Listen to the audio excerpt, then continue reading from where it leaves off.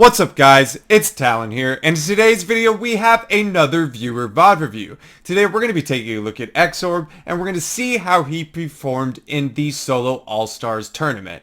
But before I get into this viewer VOD review guys, if you do enjoy my content or find what I'm telling you helpful, please drop a like on this video, hit that subscribe button, and turn on post notifications. Also, if you wish to support me in another way, use code Talon.fn in the Fortnite item shop, #ad. But without further ado, let's just jump right in. As you can see on the screen guys, we have Xsorb's match history. 10 matches played, 1 victory royale, an average of 0.7 eliminations, and an average placement of 51.9. So a lot of room for improvement. If we take a look at the match history, we see the 1 victory royale game, and we only see these games having very low eliminations. Only 3 games contain an elimination, and we don't see a lot of good placement. I see a lot of struggles in mid game. We're going to break down each individual of these 10 matches and see the mistakes and see what was done well in the games that he performed better in. Let's get into game number 1 and an obvious mistake in game number 1.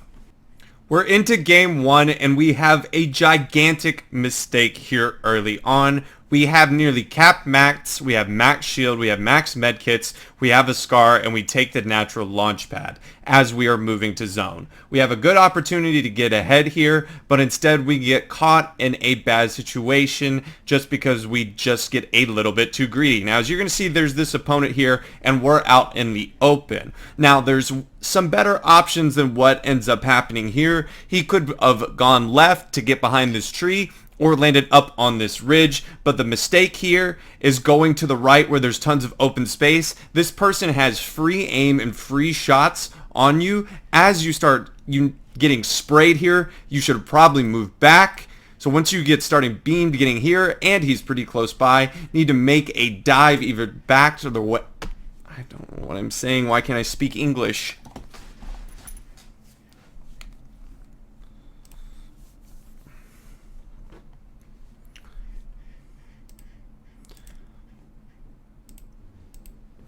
Alright, we are into game number 1. Now, this is going to be a very Alright, we are into game number 1, and this mistake is going to be very correctable, but it is super costly when you die when you have nearly max mats, max bigs, max minis, max medkits, and you're ahead of zone due to this launch pad you're about to take. But unfortunately, either due to greed or just simply a misplay, we're going to get 200 to 0 out of the air. And yes, it's unfortunate, but it is incredibly preventable in this situation when you go over it. We take this launch pad, we're going towards zone. We're going to get a good opportunity to stay ahead of the zone, as zone is not even moving, or it's just started moving actually. Now we see this opponent here, right here. You can see it on the name tab, but we do see him. Now, there's a couple of options. Instead of flying out into this open here, we can duck back left to where the terrain is higher so we can land sooner, or we can simply duck behind this tree to prevent any damage that comes our way. But we go out into the open into lower terrain, and now we don't have anywhere to land. So what ends up happening is the guy stands still and fries us out of the air. Replay bug, and we get 200 to 0. Yes, unfortunate, but incredibly preventable. When you are flying in the air, you are defenseless. Should have either ducked back left to land on that higher terrain, or stick behind that tree and just walk the rest of the rotate. With zone just coming in, it's not worth dying. And that's in your easiest game, which is the first game of the tournament, where King is usually the biggest portion. It's an unfortunate that to die with that loadout, a scar, max shield, max mats. Unfortunate. Let's get into game number 2 and see what could have been improved there.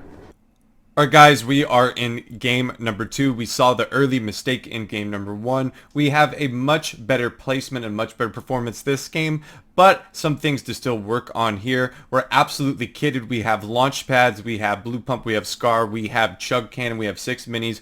We are prepared. We have decent mats. This should be a high placement game. Let's take a look and see how Xsorb does throughout here. We're going to pick it up right here early on. Now he's going to smartly recycle use of a launch pad. Very, very good to do. If you're gifted something like this, take advantage of it. It's a free launch pad, 33 people, so not super stacked. Wants to take it in full. I like that. That'll get him bit max there. Now the only thing I did not like about this particular play is just he kind of goes on a scuff flare on low. And he gets lower and lower and lower and lower and gets in a super congested area. Look how scuffed of a location this is to land and box up. He gets spammed, which causes him to lose a lot of mats. He could play from a much better layer of elevation. This also makes his launch pad not as good. There's going to be tons of congestion above him. That was a good play right there to counter spray. And with Chuck Cannon, you can be a little bit more confident doing that. 78 builds. We're going to fast forward here until moving gets in. Moving should be closing pretty soon, around 20-ish seconds, as you see in the bottom right. Good cone peeking, looking for information, planning rotates. Need to be doing in these moving zones. So a pretty far pull. We're going to be pretty aware that more than likely, yes, we're going to launch pad here. But notice how, look at how all these people are above and ahead in front of them. Well, the zone did pull that way, but because we're on the scuff layer, if we didn't have a launch pad, that would be a really poor choice. But the launch pad kind of is going to get us out of this bad situation. And there's not going to be any eliminations here. But good, waiting to maximize the launch pads, waiting the last possible second. And you can afford to take a little bit. Make sure he gets a clear path. Now, sometimes that can be problematic. Flies through ahead. Now, again, gets the most ahead. And is again landing on low ground. And getting the most ahead, I don't have a problem with it. I do like playing a little bit more of an elevation layer. You can claim low, it's good. If you claim it, if you have the mats to hold it, but only 500. Getting ahead, you're going to really maximize your placement this way. Get up and in. Now we have around 400 builds. We're going to get a good refresh opportunity. 1 HP. Good job of covering the head right here. Getting in. Now the opponent's 1 HP. Doesn't psycho in, but you can make an argument with 300 builds that that's the play. He's full box, so looking back right there actually allows the opponent to escape. He gets taken out, but gets a refresh nonetheless. But again, notice these choices. He has a launch pad, and notice how congested this layer again is. If he's playing more of a mid-ground layer as opposed to playing ultimate low, it just won't be as bad. He's going to, fortunately, I believe, get the launch pad off smartly. Let's see if he checks. Now, another thing to see, already immediately placing the launch pad, make sure you check your head. We saw that in one of the most recent pro bottom reviews I did. Make sure that your head is free before you do this. This is actually a great usage of the pad. Oh, actually, nope, wrong game right here. Actually, I'm thinking of another one. Goes for height, and we actually kind of blow. We make a height play with around 300 mats. If we could go back here just a tad, it might take a little bit as we saw. But it happens. You went for a play, you had around 400 mats. It's not the end of the world, but it ends up kind of wasting this pad. So look, we don't go for higher layers the entire time, but we go when we have a little bit of mats. Not only does it not end up working for us, but we kind of go to a mid layer. We don't have a ton of builds. We hop on, we miss a shot, and we're going to get fried in the back. We don't build fast enough. If we continue to play like we're playing with Infinite Chug Cannon, playing that low style, it just was a very weird switch when you were playing front side ultimate low, and then to go from ultimate low to try to make a high play. I like maybe the aggressiveness of the play, but in my opinion, if you have Chug Cannon, really that low ground heal off is going to be great. If you have mats, you're going to be good. You could tank storm, get easy eliminations on low ground. I feel like if you have Chug Cannon, that's a good way, a good style to play to really maximize that placement. Cycling for height there, I believe, was just not the correct play. You've been playing one particular way, and that was almost the exact opposite switch. So let's get into game number 3, see what he could have improved on, and see what he did well. All right, guys, we are into game number 3, picking it up off in a bush. A very cheese rat type strat to get a free elimination and get a free refresh, but don't worry, professional players do it as well. I believe in the most recent VOD review of Vert in the Euro Cup, he did the exact same thing, sitting in a bush. It is a great way to get a refresh, get an important impact, and set you up for endgame. Yes, not the most ethical or moral or highly skilled play, but sometimes an evil necessity. We'll take a look at this engagement. The first kill is a freebie off spawn. 50-50, not going to go over it. But this opponent face checks a bush, which you never do. Some bad aim right there. Nearly actually ends up getting Xsorb cracked fully. But we make sure to take our heals before we continue to push. And we cracked our opponent for 160. So we got to assume that unless this opponent has floppers, we're going to be health advantage after we take this amount of shield. Good, we jump right here. I like the cone placement and the pickaxe bait. The opponent actually, fortunately for us, has no shield. Pickaxe bait, we take it, create a right-hand peek. Very nice. The opponent actually returns fire, and then good spray through right here. Gets it, right-hand peek. Opponent gets out, nearly actually ends up taking elimination. Just better AR aim. I don't believe a single AR shot was landing that entire time. Maybe a little bit. Kovac's a little bit better crosshair placement with the AR, but an important elimination. We are now cap mats. We have tons of medkits, minis, etc., and we're prepared for an endgame. Let's get into this portion of this game. Now, I believe this game is going to be something that kind of gets potentially thrown away, in my opinion, if I remember correctly. Now, we're sitting here towards the bottom of the dam, and we are kind of waiting for this rotation to come to fruition. We're cone peeking, we're looking around. We decide to finally kind of start creeping our way through. It is pretty congested, 30 people on the side of zone. Now we go into this building. We don't have a lot of information. We kind of break through, and this kind of, in my opinion, kind of slows our rotation down. There's going to be tons of people hiding and sitting in there. We don't have a ton of utility, and oh look, we still haven't managed a way out of this building. We're having to use a lot of max to protect all sides. We could have maybe gone to the outside, but right here we see a kind of a recycled tarp, but notice we're out in the open, and we've kind of waited a little bit too long. As the zone is moving in, we're going to get held, we're going to get sprayed through. Now, a good thing also, we're in wood, so this is going to attract more people to spray us.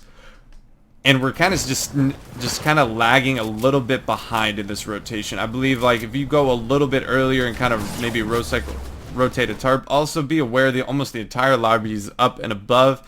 Cover that angle a lot. Right here, we're doing it. Could have done it a little bit earlier. Getting sprayed through now in hard mats. We get through. Think we're going to be okay. And then we just get focused from the top. Now, let's take a look back at kind of... One is going through the building in a super congested area. We're also on the side, I believe, moving.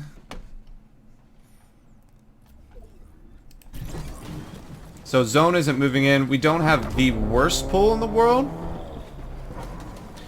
Now we can kind of recycle all of this. Do you see how this opponent's going and then this opponent's going? Like, we have two people above us, but we don't kind of follow that. We kind of neglect this storm side, right? Hugging storm is good for multiple reasons. Like, okay, I only have to worry about behind me, covering my back here and there, and then I only have to worry about what's in front of me and then to my left. I don't have to worry about anything to my right. But we go through this congested building area. It's like we don't know how many rats are hanging out in the building, and we get in this super congested, we get fried, which slows down and rotate. We kind of funnel what those guys are doing, because those guys look like they're going to make it to rotation no problem. Especially the first guy leads is probably going to do most of the building. If they ever get shot at, then you can recycle it, save some materials as well if you don't have a launch pad. So I think a rotational mistake here cost a much higher placement. We have good builds, 140, not the best. Actually, it's only 10 less than normal, but not the best utility, but you can always get an impact to increase utility. So again, like as I said before, this rotation mistake could have been a better game with a better planned out rotation and funneled, watching what those other players are doing, hugging that dead side, getting away from that congestion in the building, and then maybe getting an impact to get maybe more utility later on. Let's get into game number 4 and see what could have been improved and what he did well. Alright guys, we are in game number 4. This is going to be an off-spawn death. A little bit unfortunate. I don't believe there's too much to really say here. He gets pushed with an opponent who third parties an engagement after someone gets sniped. He's going to pick up this loot and he's going to put on minis, but look at his mats, only having 64 wood, 50 brick, and 57 metal. So not a lot to play with. Now right here he gets pushed by this opponent, gets cracked by a little bit. He's already down some HP. Now right here, this was maybe an opportunity. You get a nice little barrel stuff. However, barrel stuffing with the AR here in this situation is better than barrel stuffing with the SMG. Why? You have to hit a significant amount of more shots with this SMG than if you get an AR, especially if you get some AR head dinks. You treat it like box fighting. If you were in this situation, you definitely want to barrel stuff with the AR. Really close to getting this. He gets the cone right here. Imagine if he had gotten that wall and prioritized that soon. That was maybe a minor mistake, but you see the opponent actually grabs it, causes a little bit overstretch. Now your shambles, the opponent is taking the wall. You have to launch pad, and there's not much to say there. Really the only thing that could have been done is we get that sidewall, cut him off, and then barrel stuff with the AR. With the type of situation, it just happens. His fight got third party and kill stolen. There's no math. Opponent full HP's lands who has a pump, and it's a GG's. Not much to say. Let's get into game number 5, his best game of the tournament, which is going to be a 4-kill victory royale. All right, we are in game number 5. This is going to be the best game of the tournament. This is going to be a 4 elimination tournament or victory royale, created by Xsorb right here. We're going to get into this first engagement because it's a good use of the sniper rifles. Most recent pro VOD review, Vert, absolutely abused the sniper rifles for chip damage to get easy refreshes as well. This is something you could definitely do. You see an opponent spraying through with an AR standing still through a window peek. He gets a headshot, a body shot would have done right there, get a free mid-game impact on an opponent who looked to not be the most intelligent, randomly spraying through, but look, significant amount of refresh of mats. Look at this loot, blue pump, blue AR. So we're definitely set for a nice game. We also have a launch pad. Let's just kind of jump into this end game and see what allows us to capitalize here. I want to pick it up in half and half if I can.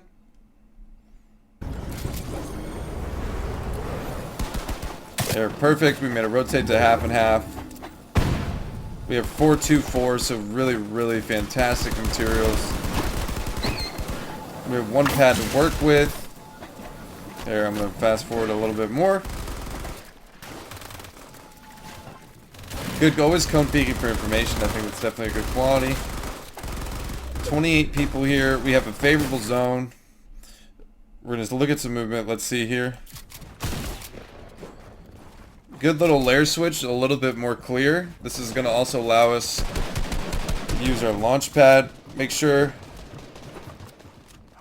that our cone is ours. We have someone below us.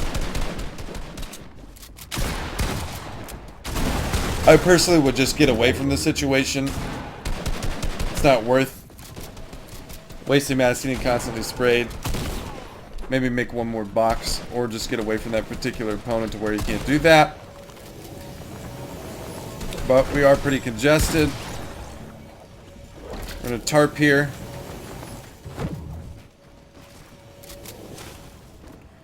Get up ahead. We're now conserve tarping using our wood early. We're on dead side right here. This is a good job, but we haven't used our launch pad. We want to use that launch pad, I would believe, probably in 5th and 6th, and then save our mats for later zone, but we'll see how we make this work. We are on dead side, good rotation thus far. Getting ahead right there. I don't know if he got cut off. Using a lot of mats. Now another layer switch. Now this opponent cycles in on us. This is just thus far, what I'm going to say is the tarping has been pretty inefficient. We burned all of our mats. We haven't even really gotten in. We're somewhere in here. And we're at 18 builds. Now if this opponent codes us off, fantastic headshot recognition and then breakthrough.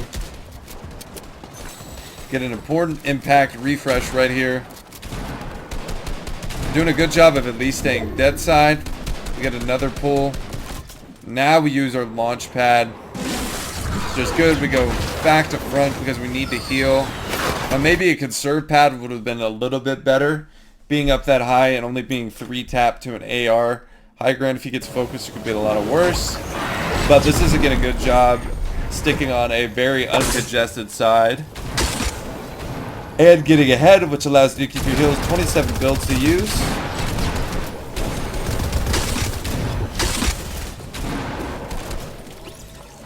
Now he hears the opponent use the launch pad. Smart reuse of this. This is going to allow him to get to zone no problem. We kind of fast forward into this particular build. He gets into a box. This opponent who shambles. A lot of missed shots, but it ends up working. And now we have a good 300 plus match that we're going to crank up.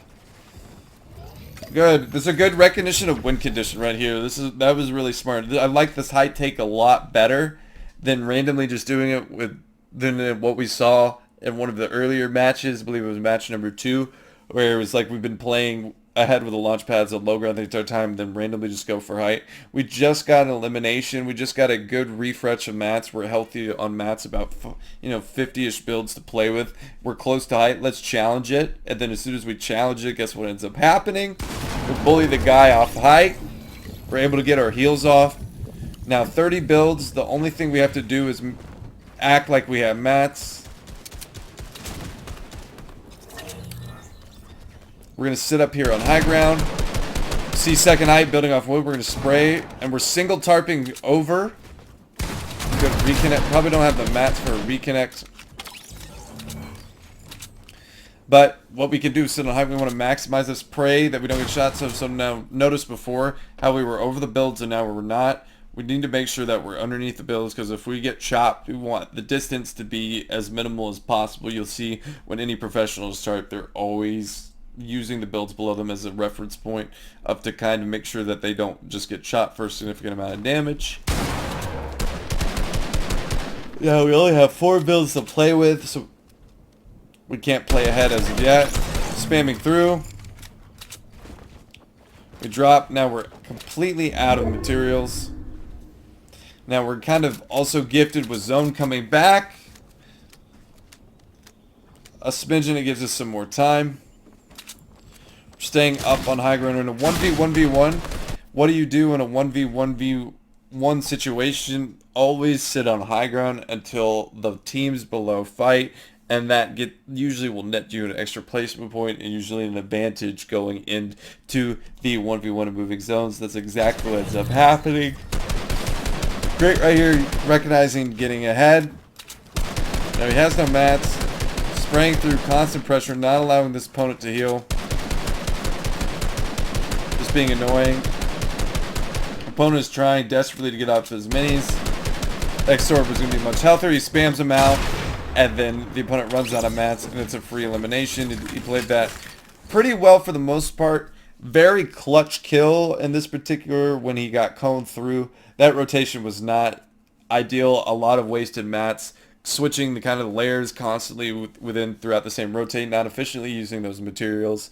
But getting that huge clutch up impact when that opponent basically full boxed him and 50-50 him, clutched up, hit his shots, then got another impact, and then good use of wind condition to take height. Definitely by far the best performance in this entire VOD review. A lot of good things to take away and some mistakes, especially on that first rotation. Good use of the launch pad though as well. The use of launch pads I believe was consistent throughout this entire VOD review.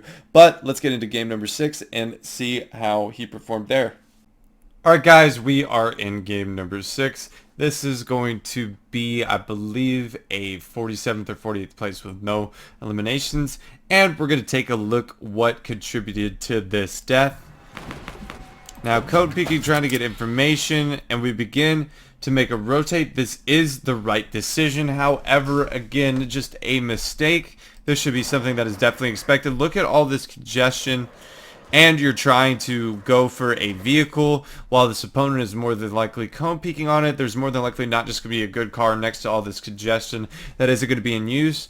Probably just should have better awareness. You're gifted a good zone, a good rotation. Just continue to go up, funnel deep around. Look at all this congestion you're avoiding that you could have avoided down here. But getting a little bit too greedy and going for this car is going to result. Now you get cracked with a big boy spaz on someone who's baiting that car. Now, this is a good layer change, good decision to use elevation. You immediately get a mini off. Now, I don't mind the attempt right there for a good counter peek. Good attempt, just doesn't execute it properly. Now gets the mini off. Now, we almost turned this fight here if we just get some better mechanical execution.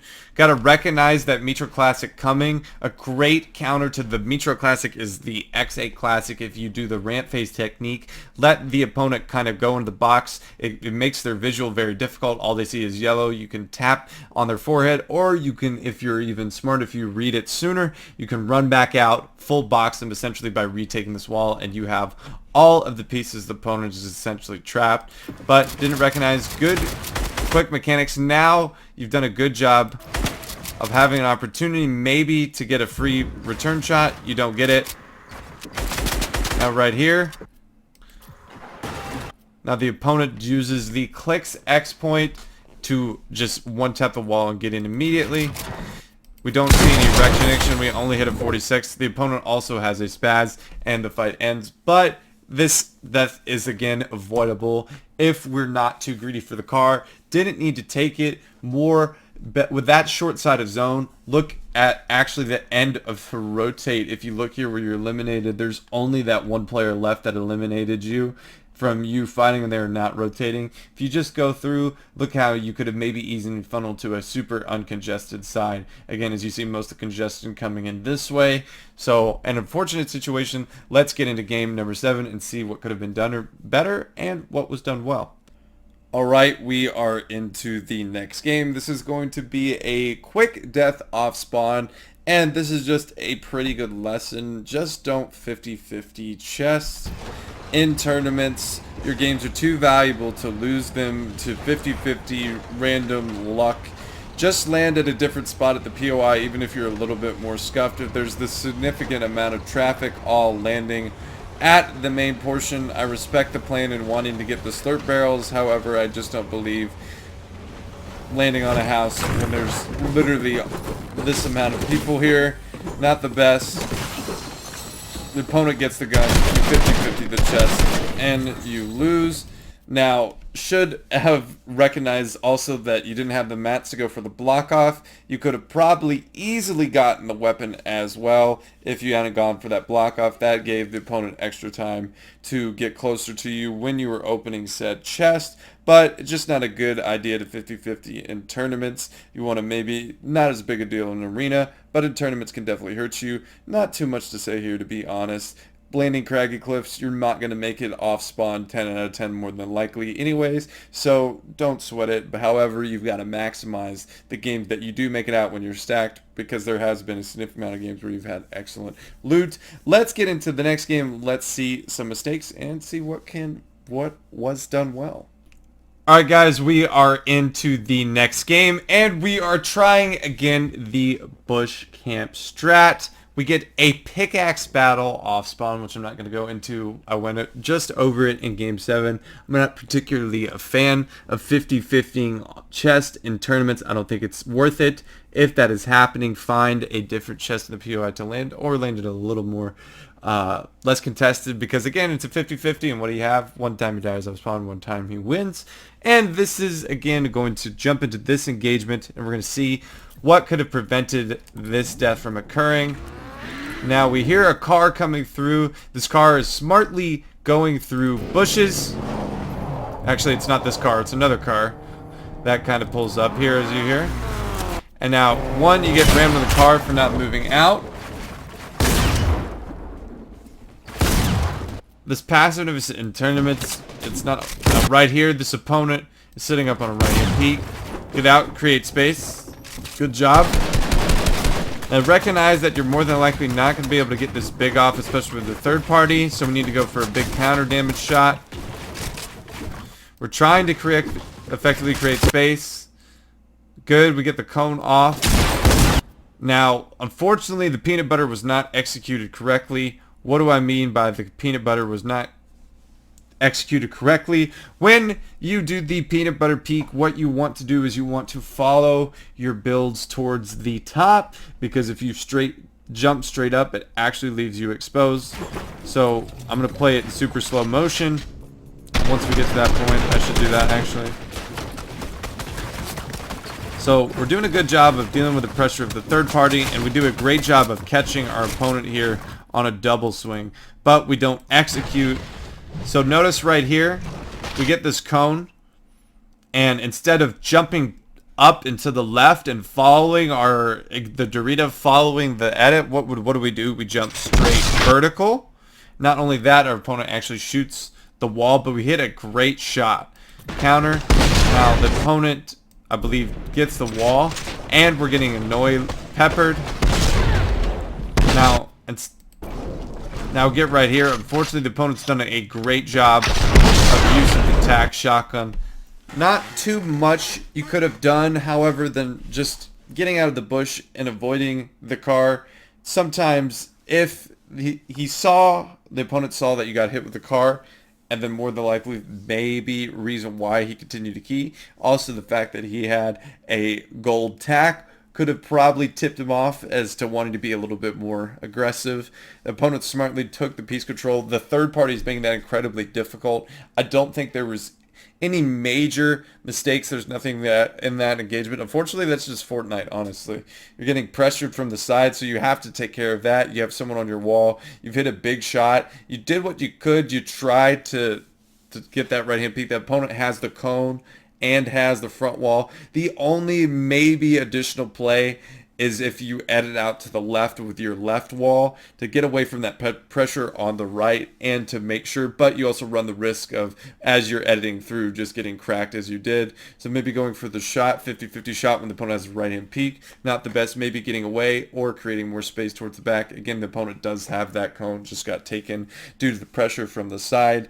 But again, hiding in the bush, a good strat, but not always successful, especially against cars a little bit more successful when it's a solo. Let's check into game number 9 and see what could have been improved upon.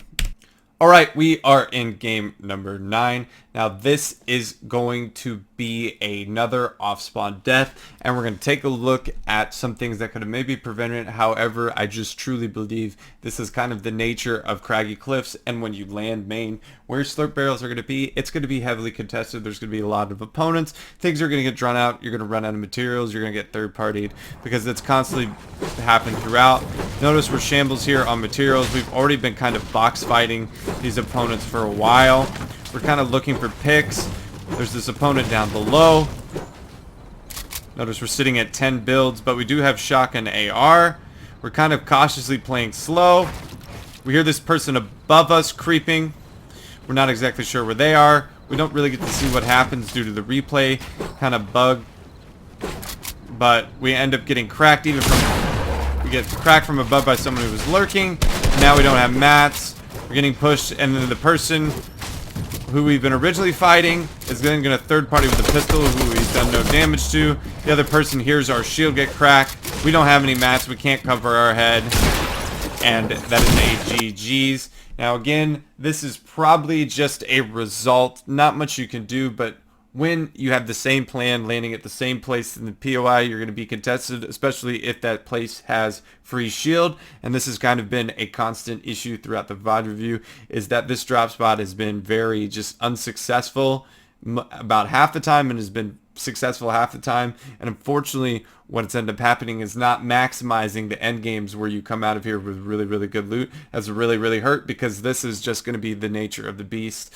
Almost no person is walking, that's not a professional player is walking out of craggy cliffs 10 out of 10 unscathed and, with good utility that's going to sustain him for endgame. And this is why just off-spawn fights, if all these people are contesting main or pushing over to main, so what ends up happening, you have just cluster of people. And this has been a common theme throughout. Let's get into the final game and then a synopsis of this VOD review. Alright, we are in the 10th and final game. This is going to actually be a mid-game death, and we're going to go over some of the mistakes here, because I believe this death is also preventable and fixable, because I believe there was some very major mistakes here. More of a panic set in. So now he gets tagged for around 60 damage, and we immediately spin and heal insta, which is not going to work against this particular opponent who's now pressuring, but because one, we're in wood, so we don't do a good job of creating space. One, because we're in wood, but two, look at all this openness. We're going to have to protect our angles if the opponent drops, which is exactly what ends up doing, so it's pointless. We're wasting mats. We're constantly trying to heal. We get it off here, and now instead of healing again with hard mats, this opponent gets a free double pickaxe on wood. We're taking a mini. And 1, we didn't effectively create space. 2, and we didn't switch to hard mats. 2 crucial mistakes. This death is easily preventable, and this is how the tournament ends, with another mid to early game death. Now, I'm going to break it down overall what I think. Early game, I don't have a problem with landing craggy, and I don't expect 10 out of 10 to come out. But in the games where you are able to make it off spawn with either a couple eliminations, or if you're able to make it scot-free, you really have to maximize the first game dying out of air, and a very easily preventable mistake, some rotational mistakes as well, and just not maximizing the games to their potential, because you are more than likely going to die off spawn sometimes when you're landing craggy. It's going to be heavily contested. So early game, I don't think it's as major a problem as the mid game. The mid game looks a little bit worse in my opinion. I think the early game, if struggling, I just think the plan early game is the issue, is constantly landing main 100% of the time, and unwilling to land anywhere else in the POI is just creates a lot of pickaxe 50-50s, a lot of 50-50 situations, low mat situations. Prioritizing mats off spawn is something I also recommend. So maybe land over towards the wood pallets to the right. But again, if you're prioritizing for your shield, maybe go to a different location like Slurpy Swamps and or Shark, which is going to again be not heavily as contested as Craggy Cliffs. Now the mid game, we see a lot of eliminations going in bush. If I see a lot of bush camping in a VOD review, I'm usually thinking that the particular player is not confident in their keying abilities and is trying to just generate eliminations by just catching opponents off guard. We saw it work one time, we saw it not work one time.